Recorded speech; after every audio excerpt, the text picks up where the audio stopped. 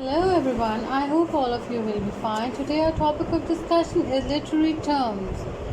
Our first literary term is apostrophe, a direct address to an absent or dead person or to an object, quality or idea is called apostrophe. It is a special form of personification which consists in addressing someone absent or dead or something non-human as if that person or thing were present and alive and could reply to what is being said.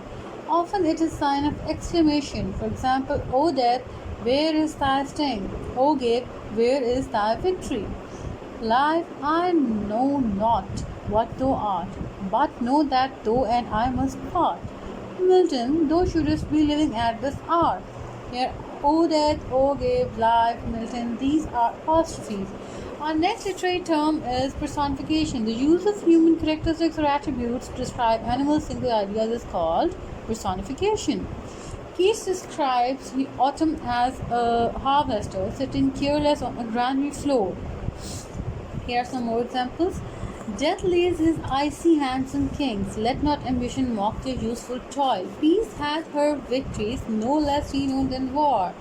Death, ambition, peace, war, these are personifications. Our next literary term is colloquialism, an informal expression or a day-to-day language slang, especially in the context of formal writing, is called colloquialism. Here we have an example. You can see it. John Donne says in his The Sun Rising, busy old fool, unruly sun, why dost thou thus through windows and through curtains call on us? Must on thy motions lovers season run? The poet addresses the sun in an informal way. Our next literary term is conceit. Conceit is a far-fetched imagery. It is an intellectual reference and requires intelligence to understand it. It is a display of wit and learning. It is an elaborate parallel between two seemingly dissimilar objects or ideas. The metaphysical poets are especially known for their conceits. We have some examples of conceit. Macbeth does murder sleep. The innocent sleep, sleep that knits up the rebel sleep of tear. The death of each day's life, sore labor's bath. Balm of hurt minds, great nature's second course, chief nourisher in life's feast. Here sleep is compared to death. Our next literary term is epithet, an adjective or phrase that describes a prominent feature of a person or thing is called epithet. For example, the Lionheart, Shoeless Joe Jackson, Alfred the Great. Our next literary term is hyperbole, or you can say overstatement, an excessive overstatement or conscious exaggeration of fact is called hyperbole or overstatement. For example, I told you about it a million times already. Next example, we can see 1,000 apologies for coming late. Next example, Belinda smiled and all the world was gay. Our next literary term is lititus or understatement, a form of understatement in which a statement is affirmed by negating its opposite. For example, he is not unfriendly. For example, I am not a little surprised to know. It means he is greatly surprised. The next example is he is a son of no mean person. Our next example is he is no dullard. It means he is clever, very clever. Our next literary term is idiom, common expression that has acquired a meaning that differs from its literal meaning is called idiom. For example, better late than never, pull someone's leg, speak of the devil. These are idioms. Our next literary term is simile, a comparison of two things through the use of like or as is called simile. A simile is a definite statement of likeness between two different things having one feature common. For example, he is as proud as a peacock. She is as busy as a bee. Life is as tedious as a twice told tale. His heart. Our next literary term is metaphor. The comparison of one thing to another, and does not use terms like or as, is called metaphor. A metaphor is an implied simile. When we say he fought like a tiger, we use a simile. But when we say he was a tiger, we use a metaphor. Here are some examples, we can see them. Variety is the spice of life. The next is tiger, tiger, burning bright. The next one is prices are soaring.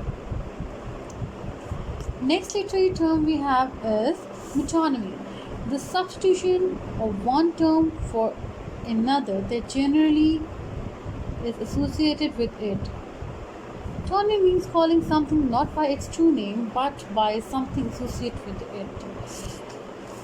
Like, he has drunk 2 bottles already. It means the liquid, not the bottles. Next example we can see, the kettle is boiling. It means the water in the kettle is boiling, not the kettle is actually boiling. The next example is, use address the chair. It means chairperson. And our next literary term is synecdoche, a form of metonymy in which a part of an entity is used to refer to the whole. We have examples over here, we can see them. The word boots refer to soldier. The word glasses refer to eyewear. The word hand refer to health. Our next literary term is oxymoron. The association of two contrary terms is oxymoron. For example, same, difference, wise, fool, open, secret, regularly, irregular, consistently, inconsistent. Our next literary term we have is paradox, a statement that seems absurd or even contradictory on its face but often expresses a deeper truth. You can see its examples like save the money by spending it. This is the beginning of the end. And third, we can see here are the rules, ignore all the rules. Our next literary term is pathetic fallacy, the attribution of human feeling or motivation to a non-human object, especially an object found in nature. For example, the wind whispered through the tears. Whispering is a human quality, you see. The next example is the flowers danced in the breeze. The raindrops wept around him. Our next literary term is pun, a play on words that exploits the similarity in sound between two words with distinctly different meanings. For example, the title of Oscar Wilde's play, The Importance of Being Earnest, is a pun on the word earnest, which means serious or sober, and the name Ernest, which figures into a scheme that some of the play's main characters perpetrate. Our next literary term is synesthesia, the use of one kind of sensory experience to describe another is called synesthesia. Examples we have, back to the region where the sun is silent. The next we can see is tasting of flora and the country green.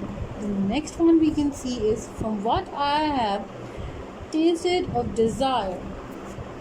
Our next and last literary term we have is zeugma, the use of one word in a sentence to modify two other words in the sentence, typically in two different ways. For example, he fished for